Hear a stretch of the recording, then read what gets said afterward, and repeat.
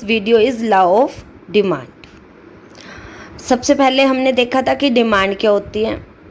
Demand एक निश्चित कीमत पर वस्तु की मांगी गई मात्रा को हम डिमांड कहते हैं। अलग अलग कीमतों पर व्यक्ति की मांग अधिक अलग अलग होती है। अब देखेंगे कि लॉ ऑफ डिमांड क्या कहते हैं।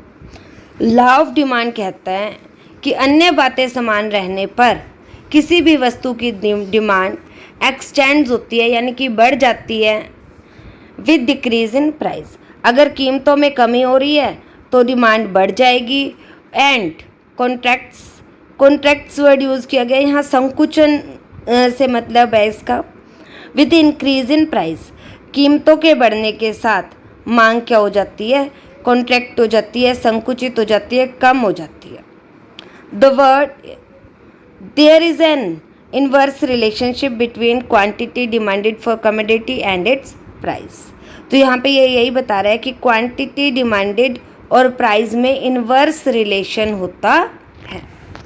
इनवर्स रिलेशन को आप इस टेबल से भी समझ सकते हो। देखो, जैसे जैसे कीमतें कम होती जा रही हैं, क्वांटिटी डिमांडेड इंक्रीज हो रही है, और जब कीमतें बढ़ रही हैं क्वांटिटी डिमांडेड डिक्रीज हो रही है। इनका अपोजिट रिलेशन है, इसीलिए इसे हमने इनवर्स रिलेशनशिप कहा है। इसे आप डायग्राम से भी समझ सकते हो। जब कीमत P है तो क्वांटिटी डिमांडेड L है। कीमत OP से OP1 हो गई तो क्वांटिटी डिमांडेड OL से बढ़ के OL1 हो गई। इसे ही हम एक्सटेंड होना, क्वांटिटी का एक्सटेंड होना भी कह रहे हैं। अब हम देखेंगे कि इस लॉ की एजम्पशंस क्या है। 2 मार्क्स में आपसे पूछा जा सकता है assumptions of law of demand. मान्यताएं क्या हैं, मतलब ये लॉ कब लागू होता है।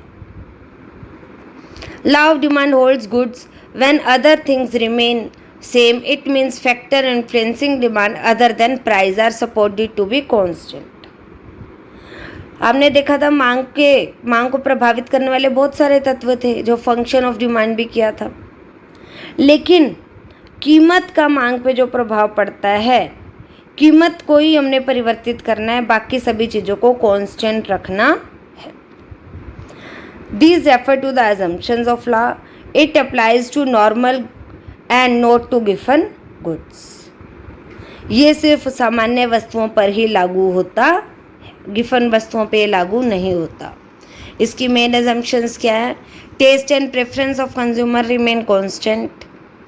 जो कंज्यूमर है उनके टेस्ट में कोई चेंज नहीं आना चाहिए, प्राथमिकता में कोई चेंज नहीं आना चाहिए।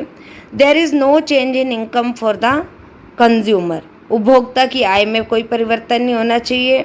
रिलेटेड गुड्स की कीमतों में कोई परिवर्तन नहीं होना चाहिए। And consumer do not expect any change in price of commodity.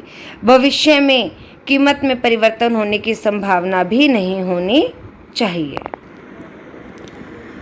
तो यहाँ आपने देखा लॉ ऑफ डिमांड क्या था और लॉ ऑफ डिमांड की एजम्पशंस और एक्सप्लेनेशन। 5 मार्क्स में ये क्वेश्चन आपका प्रिपेयर होता है। अब आप अगर इस लॉ डिमांड के कर्व को देखें, डिमांड लाइन को देखें, तो ये ऊपर से नीचे की तरफ इसका नेगेटिव स्लोप है, क्योंकि इन दोनों का इनवर्स रिलेशन होने के कारण। और कौन कौन से रीज़न है।